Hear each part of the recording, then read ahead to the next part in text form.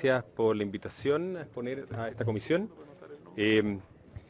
Dado que es la primera oportunidad en la cual nosotros, como gremio de generadoras, nos presentamos en la Cámara de Diputados en relación a este proyecto, quisiera muy brevemente hacer una introducción de quién somos y además, tal como se nos ha invitado a hacer un comentario en términos generales, cómo esto se contextualiza en relación a una transición a una matriz de generación más renovable en nuestro país. En primer lugar, nosotros somos una asociación gremial relativamente nueva, solamente hace 5 años existimos y buscamos promover el desarrollo de la energía y la generación eléctrica en el país, y siempre basado en 3 principios fundamentales que vamos a verlos reiteradamente porque el agua tiene una relación directa con ello. Básicamente, el principio de sustentabilidad, eso tiene que ver con su relación con las comunidades, con las emisiones, con el cambio climático. En la confiabilidad, que no se nos corte la luz, en la seguridad, en la certeza energética, y finalmente en los precios. Y cada una de estas 3 dimensiones juegan un rol muy relevante en la discusión de la hidroelectricidad. Las empresas que nosotros integran esta asociación son cerca del 80% de la capacidad de generación instalada en Chile. Y tenemos en nuestra asociación todas las tecnologías de generación actualmente operando en el país, que van desde las energías renovables como la hidroelectricidad, la energía solar, la energía eólica, la biomasa, como también, ¿no es cierto?, la termoelectricidad. Y ahí ustedes pueden ver las empresas que nos agrupan, empresas internacionales como AES-Gener, Colbún, que es una empresa chilena, Duke, que es una empresa norteamericana, Endesa, el grupo Enel, italiana, Engie, un grupo franco-belga, Pacific Hydro, una empresa australiana, y Statkraft australiana. Estas 2 últimas empresas son empresas íntegramente de energías renovables. A modo de introducción, y nuevamente ponerlo en contexto en lo que importa en la discusión de esta comisión sobre los efectos del bienestar y la economía, para después al final expresar algunos puntos de preocupación de nosotros respecto precisamente de este desarrollo, es que nosotros vemos cómo la energía eléctrica, a pesar de que suene, ¿no es cierto?, súper natural, está cada día más presente y asociado al bienestar de nosotros. Todo lo vemos en nuestros teléfonos, la transformación que produce en las comunicaciones, en el modo de relacionarnos, y eso precisamente genera una mayor demanda eléctrica y probablemente menos de otras fuentes de generación. El Ministerio de Energía, producto de la importancia de esto, invitó, del cual todos participamos, también el Consejo Minero, Sociedad Civil, a un proceso de planificación estratégica en materia energética, y proyectamos que al 2050 aspiramos a lograr un 70% que la matriz chilena sea de fuentes renovables. Implica, por lo tanto, también la participación y un nuevo rol de la hidroelectricidad. ¿Por qué? Porque la hidroelectricidad no solamente es una fuente renovable, como lo es reconocida en todos los países, sino que además cumple 2 funciones centrales adicionales. Es un complemento para aquellas energías que no son gestionables, que se llaman, que son variables, que no dependen, uno no puede decidir cuándo se utilizan, particularmente hoy día, ¿no es cierto?, las solares y eólicas, como también una fuente muy relevante a la hora de conservar energía. Y por esa misma razón, el Ministerio de Energía ha buscado identificar el potencial futuro de desarrollo de nuestro país, que todavía es de cerca de 15.500 megawatts de desarrollo. A modo de comparación, hoy día tenemos 6.500 megawatts de capacidad hidroeléctrica. Todos estos antecedentes ustedes los pueden revisar en la política energética de nuestro país. ¿Por qué? ¿Por qué un desarrollo más sustentable va a ser más uso eléctrico y de menos de otras energías? Solo a modo de referencia, la electricidad hoy día representa el 20% de las energías totales. Y si uno mira, por ejemplo, el transporte y ciudades menos contaminadas, buses eléctricos, tranvías, teleféricos, metros, ferrocarriles, son todos en base eléctrica. Y hacia el futuro vamos a ver vehículos eléctricos, bicicletas eléctricas, el hidrógeno como una fuente de combustible para camiones, y todo ello se produce con la energía eléctrica. Ya lo dijo, ¿no es cierto?, en la presentación el Consejo Minero, el agua y la producción de agua para fines industriales e incluso para consumo humano nuevamente va a tener como consumo, ¿no es cierto?, la electricidad.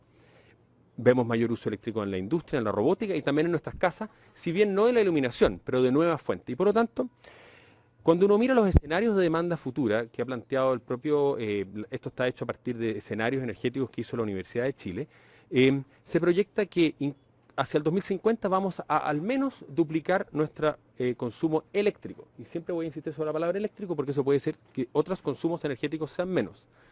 Y probablemente, si es que electrificamos nuestro país mucho, vamos a triplicarlo. A modo de referencia, Chile consume menos de la mitad del promedio de la OCDE y menos de un sexto de los países nórdicos en electricidad por persona. Y muchas veces tendemos a confundir energía con electricidad. Si nos vamos por el lado de la producción, aspiramos hacia el futuro, ¿no es cierto?, como decía, a un mayor futuro renovable. Y todos los escenarios muestran que hacia el futuro la hidroelectricidad, que hoy día tiene cerca de un 38% de la matriz, que es de carácter renovable, si aspiramos llegar al 70%, ustedes ven ahí, ¿no es cierto?, en esa gran masa azul, es que entran dos grandes fuentes arriba, que es la fuente verde, que es la fuente eólica, y la fuente solar, que es la amarilla, y además la geotermia, que aspiramos que también crezca, y la hidroelectricidad en los escenarios que se han proyectado, al menos se debería triplicar. ¿Y por qué? Porque es una fuente de energía como tal, pero también porque hace posible, y voy a explicar técnicamente por qué, esta mayor incursión de energía gestionable. ¿Por qué? ¿Por qué no podemos prescindir de la hidroelectricidad? Muy simple, el sol está solo cuando está el sol y el viento solo está cuando está el viento, y por lo tanto alguien tiene que respaldar eso cuando no están. Y hay básicamente dos maneras de respaldarlo. Uno es a través de la regulación hidroeléctrica, eso quiere decir que uno conserva energía en un embalse, o a través de la termoelectricidad flexible, que son fundamentales para hacer posible que ante cambios en la variación en el día, y ustedes en el gráfico de ahí pueden observar cómo basta ver como todas las mañanas o todas las tardes, a medida que avance el tiempo, vamos a ver aparecer o desaparecer grandes volúmenes de energía. La pregunta es, ¿cuál va a ser la tecnología que va a viabilizar eso? Como digo, existen dos alternativas, la hidroelectricidad y o la termoelectricidad. Pero adicionalmente tiene otros beneficios la hidroelectricidad, y cuando uno mira las estadísticas que presentó, ¿no es cierto?, el Consejo Minero, ustedes habrán observado que no aparecía la hidroelectricidad como fuente. No sé si, por una razón muy simple, porque nosotros y la hidroelectricidad usa el agua pero no la consume, entonces vuelve a los cauces y se restituye, ¿no es cierto?, y no hay pérdida en ello. Es una fuente, por lo tanto, local, ¿no es cierto?, renovable, evita evidentemente la dependencia de fuentes energéticas importadas y no renovables.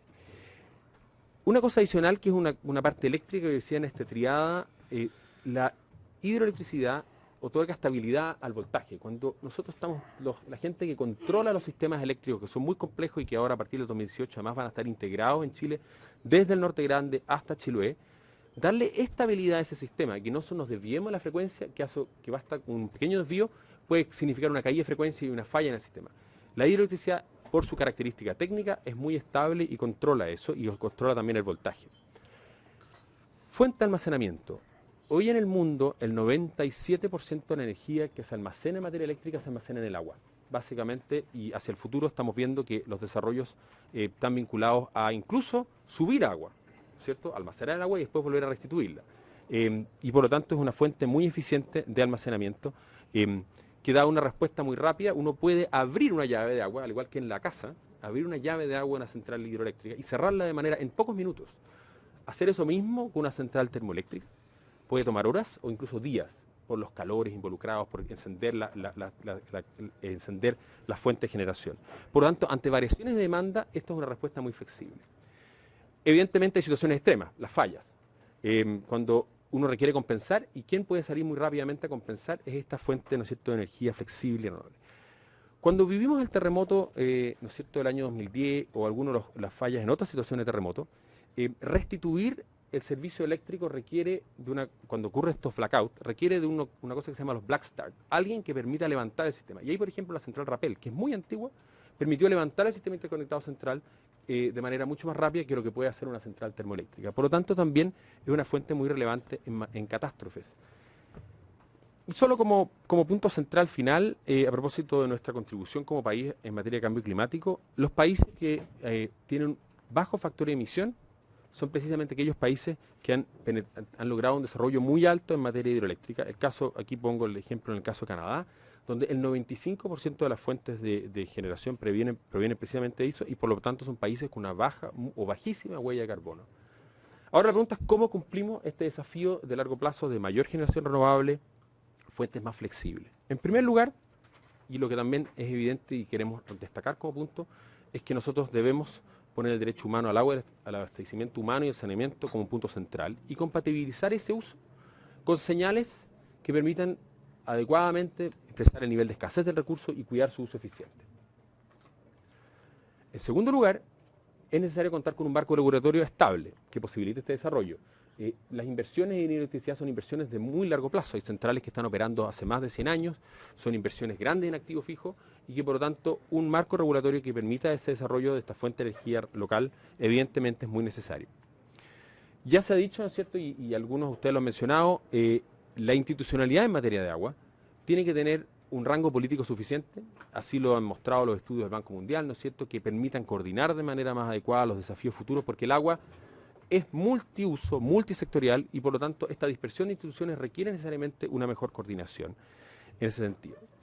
Pero el agua además en Chile, este país tiene una característica geográfica muy particular, y ustedes probablemente ya lo vieron en las exposiciones anteriores, es que tiene muchísimas cuencas, por lo tanto hay que mirar en cada una de ellas una gestión más integrada a cada nivel de cada cuenca y con los usuarios que son muy distintos en cada caso. Cada cuenca, la del Tinguirica es distinta a la del Maipo es distinta al Maule, etc. Y las del norte son muy distintas a las del sur. Somos países muy distintos en materia de agua. Por lo tanto, uno de los grandes acuerdos que tenemos nosotros en materia de agua es que no tenemos hoy día diagnósticos específicos claros sobre la situación en cada una de las situaciones hídricas de cada uno, y sobre todo en base científica. Uno de los grandes temas relevantes es cómo vamos a poder tener esa información necesaria para poder identificar cuáles son los desafíos. Eso a modo de contexto, presidente. Y quisiera ahora explicitar algunos puntos específicos que nosotros vemos que tienen que ver con el potencial impacto que tiene sobre el desarrollo de la operación actual y sobre el desarrollo futuro de la electricidad como fuente, ¿no es cierto?, desde la hidroelectricidad.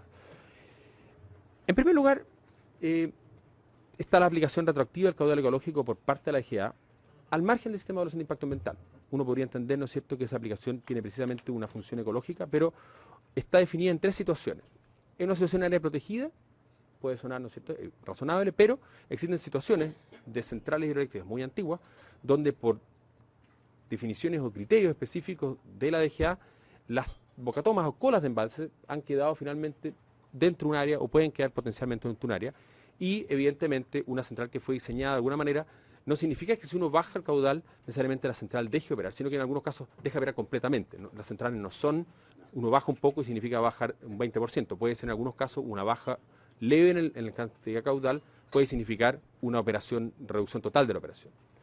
En segundo lugar, en el artículo 129 bis 1 se da la facultad de aplicar retroactivamente caudal ecológico en zonas declaradas degradadas, amenazadas o sitios prioritarios.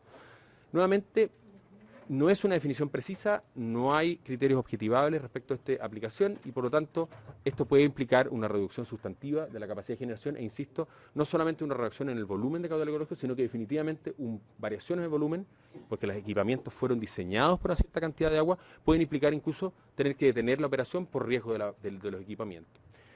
Y finalmente un artículo que es específico si es que el derecho y directamente asociado a la hidrogeneración es que puede ser revisado para cualquier ejercicio del derecho de agua ejercido en obra mayor. Y por definición, todas las obras de hidrogeneración típicamente ocurren como obras mayores. Por lo tanto, lo que estamos viendo acá es un artículo que impacta directamente sobre la posibilidad de generación hidroeléctrica y sobre el volumen y la capacidad de esta generación. Un segundo artículo es el artículo 6 bis, el inciso 3, donde la extinción de los actuales derechos en un plazo acotado de 8 años, y nosotros no vemos una dificultad per se, ¿no es cierto?, en la extinción de los plazos en aquellos derechos que no están siendo utilizados, pero que no hay una suspensión de plazos por tramitación ante la DGA, por la solicitud de traslado a punto de captación.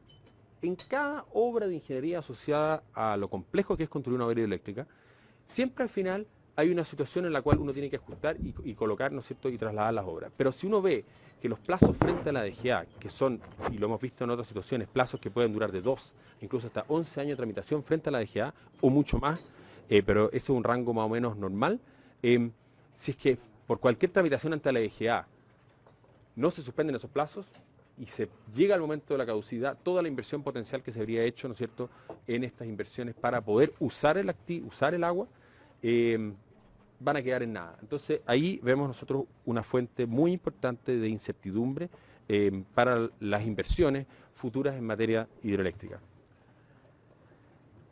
En tercer lugar, en el artículo 5 ter y en el 147 bis, vemos elementos donde vemos que hay criterios poco precisos para declarar reservas de preservación ecosistémica, aguas indígenas, nuevamente al margen del sistema de evaluación de impacto ambiental y con cuyos criterios no son claramente identificados. Y lo que implica eso es reducir el dominio público del agua, pero además hay zonas, y esto coincide muchas veces con zonas de un potencial relevante en materia de desarrollo eléctrico. Y para eso el Ministerio de Energía ha hecho inversiones y evaluaciones de dónde está el potencial hidroeléctrico del país. Entonces estamos poniendo aquí en riesgo el potencial desarrollo de nuevas inversiones.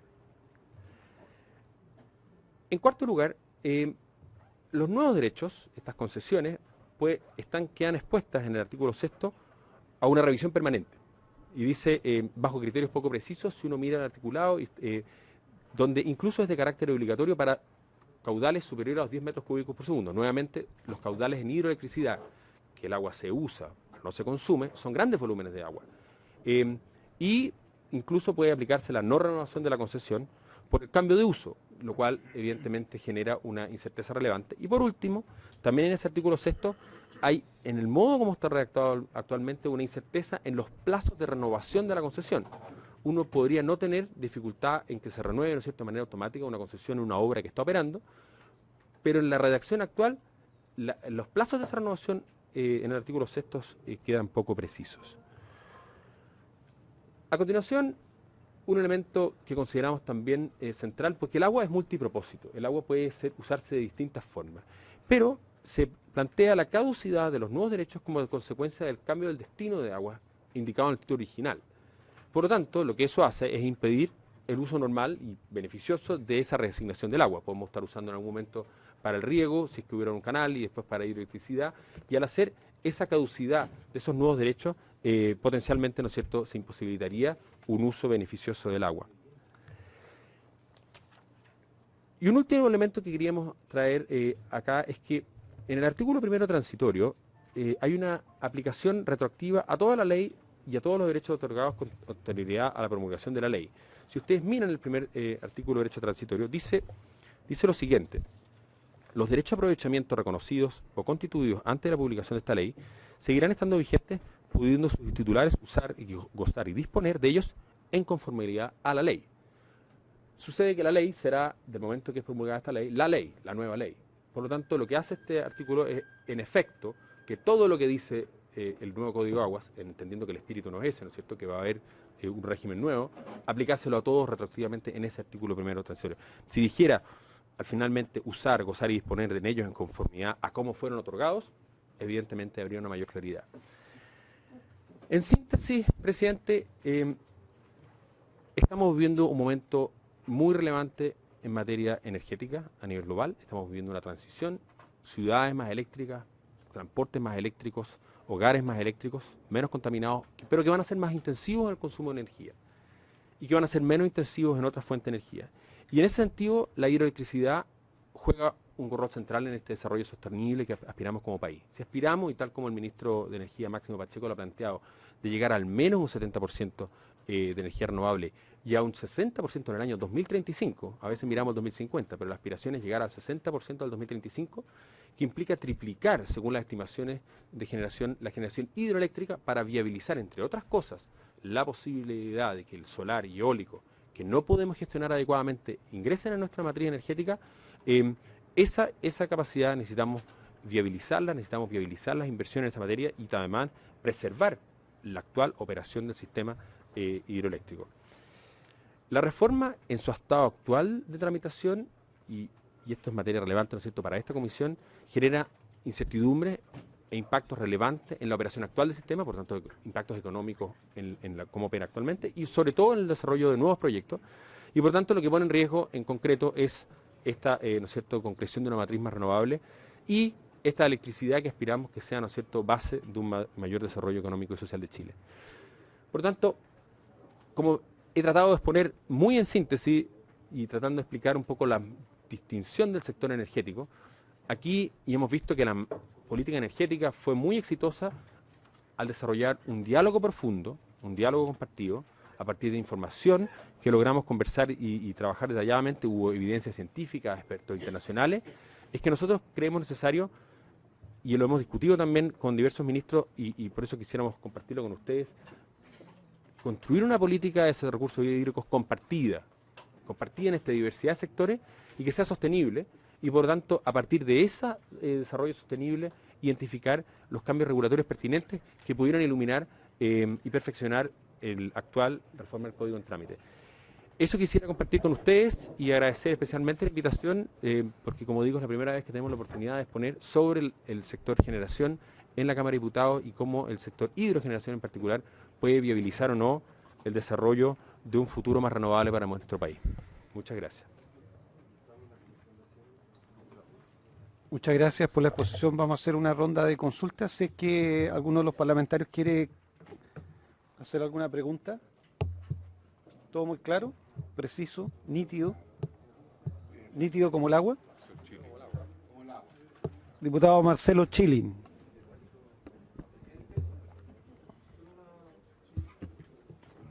Diputado Marcelo Chilin, tiene la palabra. Sí. Presidente, la exposición de el representante de las generadoras de Chile, bueno, nos da un panorama muy positivo de lo que es el uso de del agua en la generación de hidroelectricidad. Y creo que no es difícil compartir esta visión optimista y positiva sobre el uso del agua con nuestros fines, pero yo quisiera preguntarle si este gremio de generadoras de Chile también ha evaluado los eventuales impactos negativos que puede tener el uso del agua, y si fuera así, si nos los pudiera exponer.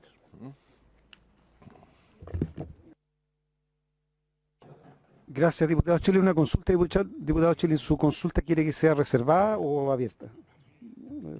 ¿La consulta la quiere reservada o abierta? La consulta que usted hace. ¿No? Abierta, ya. Está el diputado de Musí y posteriormente el diputado Morano. Muchas gracias, presidente. Bueno, primero agradecer la exposición. No me cabe duda de que esto es parte importante de lo que hizo el Ministerio de Energía y que el propio gobierno ha querido mostrarlo, porque yo creo que es un avance importante. En base a eso, nosotros para esta sesión teníamos invitado al ministro de Agricultura y al ministro de Obras Públicas. Yo creo fundamental también poder escuchar al ministro de Energía. Yo creo que después de la exposición de hoy día queda claro que por lo menos con el esfuerzo que ha hecho el propio gobierno y el ministro de Energía, yo creo que a lo menos lo deberíamos escuchar. Así que me gustaría, presidente, solicitar la posibilidad de que para la próxima sesión invitemos al ministro de Energía.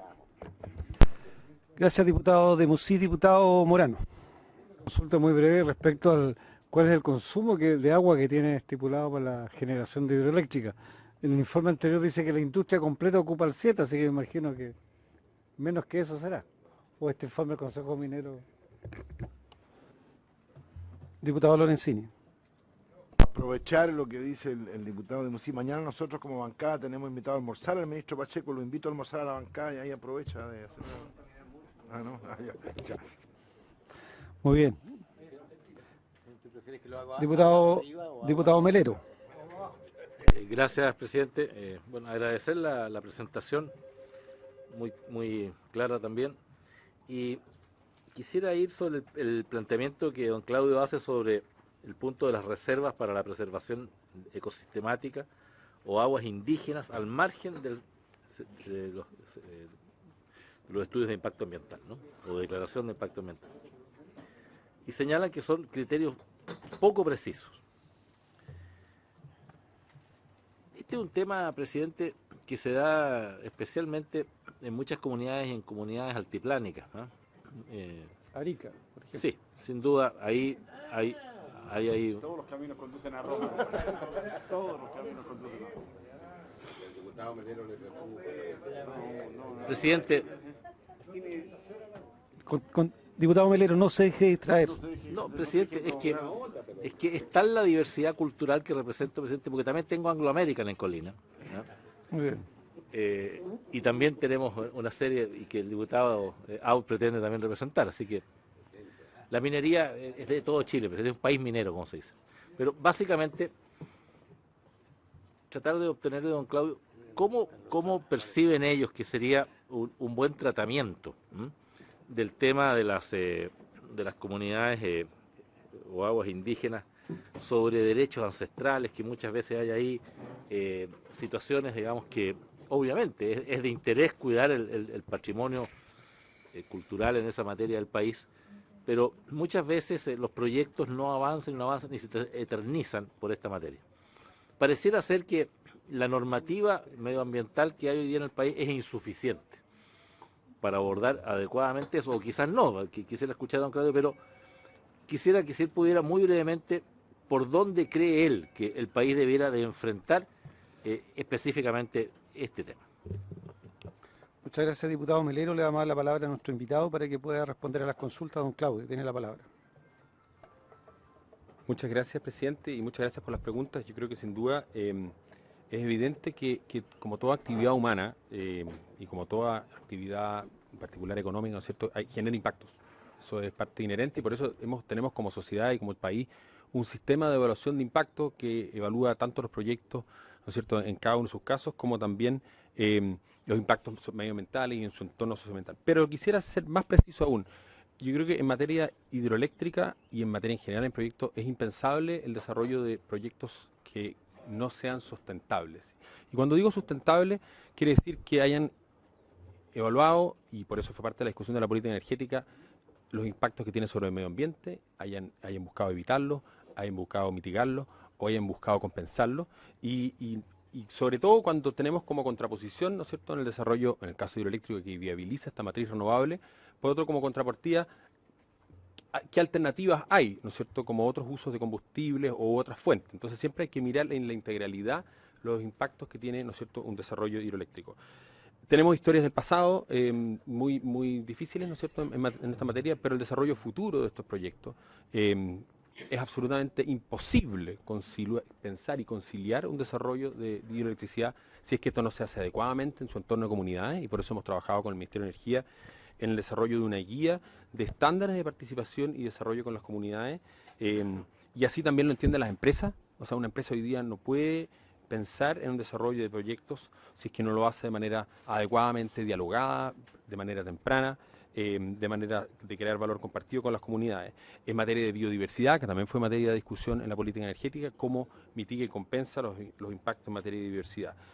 Para ese mismo fin, y precisamente para poder viabilizar y poder discutir esto, es que el Ministerio de Energía ha convocado una mesa de hidroelectricidad sustentable en la cual participamos nuevamente muchos actores, tanto los pequeños productores hidroeléctricos, los grandes productores hidroeléctricos, para definir los criterios de desarrollo hidroeléctrico sustentable para el país. Entonces, en esta aspiración, y dado que es una pregunta, ¿no es cierto?, en materia ambiental muy relevante, es que no podemos pensar un futuro de estos desarrollos de proyectos si no son considerando estos elementos. Su impacto, como le dije al comienzo, en materia de comunidades, en materia ambiental, que tiene que ver con la sostenibilidad del entorno biodiversidad, y finalmente, obviamente, generan un beneficio porque no emiten contaminantes, ¿no es cierto?, de efecto invernadero. Respecto al consumo del agua en la industria, la respuesta, y creo que lo repito, el consumo es cero. Entonces por eso no aparecemos en la estadística. El consumo del agua en materia eléctrica no consume el agua, solo la utiliza, pero la restituye en los cauces. Entonces por eso las estadísticas de la GEA, cuando dice 7% de la industria, no es la hidroelectricidad, porque no va a estar nunca en la estadística, porque no es un uso consultivo del agua. El agua pasa y se restituye en los cauces. Y por lo tanto no hay una desaparición de la fuente de agua en ninguna de ellos.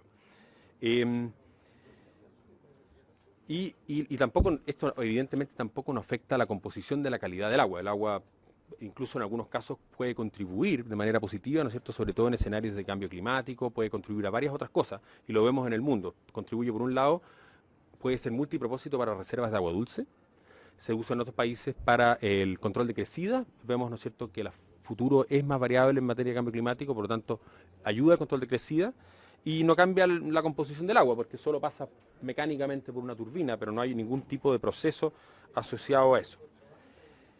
Respecto a la pregunta sobre cómo hacer una gestión adecuada, ¿no es cierto?, en materia ecosistémica, en materia indígena, nuevamente es una pregunta que en otros países hemos buscado conversar con ONGs internacionales en la materia. Tuvimos hace poco acá a The Nature Conservancy, que es la ONG más grande de Estados Unidos, que tiene un foco muy central en agua, y también el WWF, que es el World Wildlife Fund, que son una ONG líder a nivel global y que están muy involucrados precisamente en una gestión sustentable en agua, con la cual estamos trabajando de manera muy cercana. Y aparece, evidentemente, en estos dos puntos en un estándar de hidroelectricidad global muy relevante, que tiene que ver con las comunidades, pero en particular con las comunidades indígenas, que es un tema que ocurre en Canadá, ocurre en Nueva Zelanda, ocurre en Australia. y estamos trabajando precisamente en buscar cuáles son los mecanismos de creación de valor compartido con esas comunidades, con esas particularidades, donde hay arriba de la discusión una mesa de trabajo también con el Ministerio de Energía buscando resolver estos temas, en cómo la creación de bienes públicos asociados a los proyectos que ocurren en los territorios, ¿no es cierto? La mayoría de los proyectos, en particular los hidroeléctricos, no ocurren en las ciudades o en la zona urbana, sino ocurren en los territorios, cómo logran generar beneficios, cómo logran generar alianzas, cómo logran generar espacios de trabajo conjunto con estas comunidades. Y vemos casos exitosos en estos otros países que hemos estado buscando iluminar, donde ya sea en un trabajo de colaboración con las comunidades, en un trabajo y nuevo insisto, de los grandes aprendizajes que hay, es que aquí lo que hay que buscar es avanzar a, en primer lugar, relación permanente. O sea, estas operaciones cuando se construyen o entran, son relaciones que se hacen para la vida de los espacios donde se desarrollan los proyectos. Y las relaciones con estas comunidades tienen que ser, por lo tanto, también hechas de modo tal de que sean sostenibles en el tiempo. La mesa que estamos trabajando con el Ministerio de Energía en ese sentido nos ayuda a buscar, yo creo que la única manera viable del desarrollo energético, y que ocurre también para otro desarrollo energético que ocurre en los territorios, el desarrollo eólico o el desarrollo solar, la creación de valor compartido con estas comunidades y en particular las comunidades indígenas. No sé, presidente, si me hubiera alguna pregunta quedó en el tintero, don Espínola, ¿sí? Muy bien. Muchas gracias. Les quiero agradecer, quiero recordar, diputado Jaramillo. Puntual. Hay una confusión que me hace la reforma, dicen las conclusiones, señor gerente. La reforma dice introduce incertidumbres, ¿dónde? El riesgo de la concreción de una matriz de generación más renovable. Eso me produce confusión, digo yo, porque con las exposiciones hechas por los logros que está en este minuto teniendo el Ministerio de Energía, el señor ministro especialmente, donde se han creado 150 ministros. Entonces, allí, ¿a dónde estamos? ¿Perdón? Le escucho algo raro. ¿Ah? Ministro. Sé que vamos a hacer cambio de gabinete, pero no para tanto. Mini hidros. No, Mini hidros. no, lo que me estoy refiriendo a los minis hidros, no sé, hay que lavarse los oídos a eso. Muy bien, diputado. Minis hidros, ¿ah? ¿Quiere hacer Claro, alguna no, es precisión? otra cosa. Adelante, ¿Me permite don Claudio. voy a volver con una lámina que ilumina esta pregunta? Le van a responder, diputado Jaramillo. Gracias, presidente, y gracias por la pregunta, diputado Jaramillo. Acá hay un gráfico que explicita muy bien ¿me escucha? No, tiene que encender. Ahí sí. Ahí, perfecto.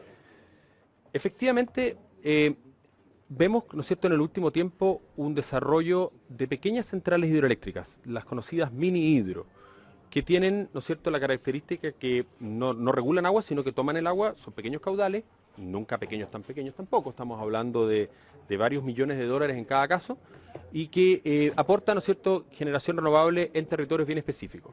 Pero si usted observa, diputado, en el gráfico que el Ministerio de Energía ha planteado, es que hacia adelante, para poder producir la penetración de energías solares y eólicas, se necesita lo que se llama regulación, la capacidad de poder equilibrar las variaciones cuando no hay sol de noche o cuando no hay viento, y esas variaciones de demanda que la mini hidro no es capaz de hacer porque solamente pasa el agua en todo momento, pero no tiene una capacidad de conservar energía.